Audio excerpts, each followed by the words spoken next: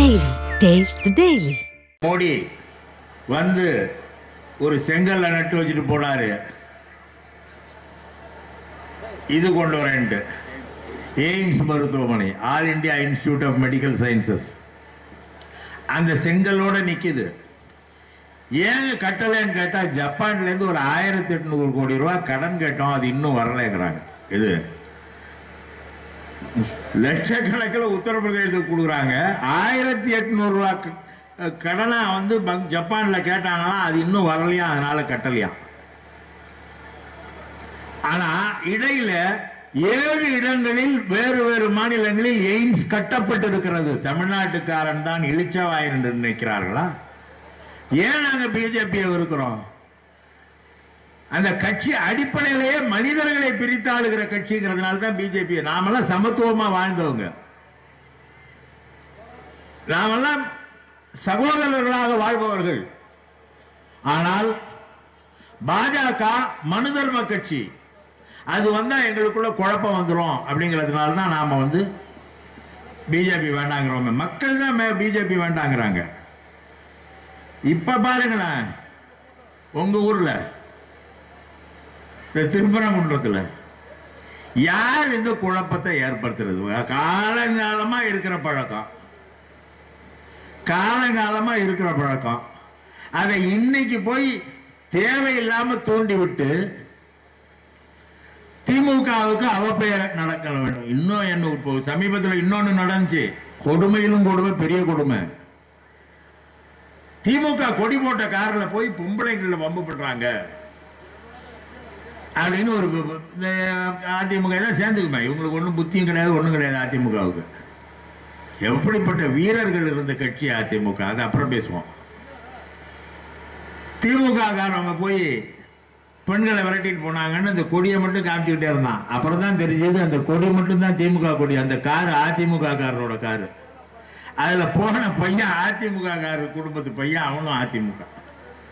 இப்படி எதையாவது சொல்லி இந்த கட்சிக்கு களங்கம் விளைவிக்க வேண்டும் என்று நினைக்கிறார்கள். ஆனால் திராவிட முன்னேற்ற கழகத்தை பொறுத்தவரை மக்கள் நலனே நம்முடைய நலன், மகளிர் முன்னேற்றமே நம்முடைய முன்னேற்றம் என்று பல்வேறு திட்டங்களை கல்விக்காகவும் வேலை வாய்ப்புக்காகவும் உருவாக்கி தந்து கொண்டிருக்கின்ற மாபெரும் தலைவர் நம்முடைய தலைவர் தளபதி. ஒவ்வொரு திட்டமாக மக்களை எண்ணி செயல்பட்டு கொண்டு இருக்கிற ஒரு அரசு. ஆனால் இந்த அரசின் செயல்பாடுகளை முடக்குவதற்காக இந்த அரசுக்கு மட்டும் நாங்கள் பணம் தரமாட்டோம் என்று சொல்லுகிற ஒரு ஒன்றிய அரசு. இந்த பணம் வந்து யாருக்கு போகுதுன்னா, அந்த மக்களுக்கு நன்மையா போகுது. இவங்க பணம் தரலைன்னா அந்த மக்களுக்கு கிடைக்கிற நன்மைக்கு இவங்க வந்து தடை விதிக்கிறாங்கன்னு அர்த்தம். இந்த மக்கள் எதிரிகளாக பாஜக இருக்கிறது.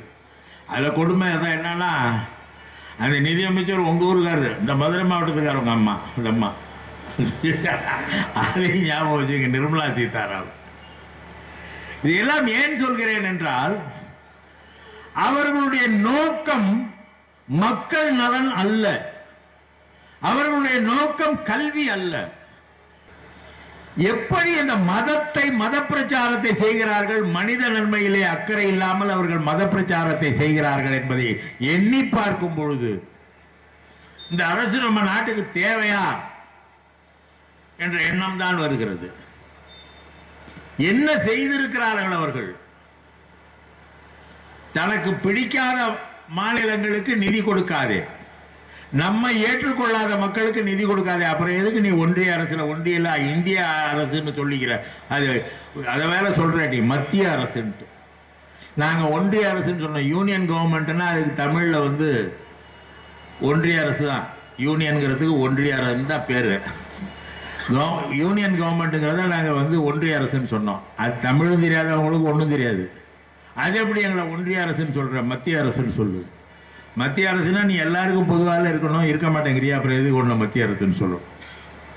இப்படி எல்லா வகையிலும் வஞ்சிக்கிறார்கள். 30,000 கோடி ரூபாய் ஒரு மாநிலத்துக்கு வருவாய் இழப்பு என்றால் என்ன பொருள்? அந்த 30,000 கோடி ரூபாய் நமக்கு கொடுக்கல. இவங்க ரொம்ப யோக்கியமா? 69,000 கோடி ரூபாயை 2 பணக்காரர்களுடைய கடனை தள்ளுபடி செய்திருக்கிறார்கள். 2 பணக்காரர்கள். இந்த வெளிப்படையா நான் சொல்றது என்னன்னா, அங்க 2 பேர் ஆட்சி செய்யறாங்க. உடனே நீங்க அமித்ஷா மோடிம்பீங்க. இல்ல, பாஜக ஒரு ஆட்சி செய்கிறது, ஆர்எஸ்எஸ் ஆட்சி செய்கிறது, ஆர்எஸ்எஸ் கொள்கைகளை வளர்க்கிறது, பாஜக 2 பணக்காரர்களுக்கு புரோக்கர் வேலை பார்க்கிறது. அவ்வளவுதான். அதானிக்கும் அம்பானிக்கும் புரோக்கர் வேலை பார்க்கிறது தான் பாஜக. அவங்களுக்கு என்ன வேணாலும் செய்வாங்க. பாதகம் செய்பவரை கண்டால் நாம் பயம் கொள்ளலாகாது பாப்பா. மோதி மிதித்து விடு பாப்பா, அவர் முகத்தில் உமிழ்ந்து விடு பாப்பா. அண்மை செய்திகளை உடனுக்குடன் தெரிந்து கொள்ள இணைந்திருங்கள் எம் நாடு தொலைக்காட்சியுடன்.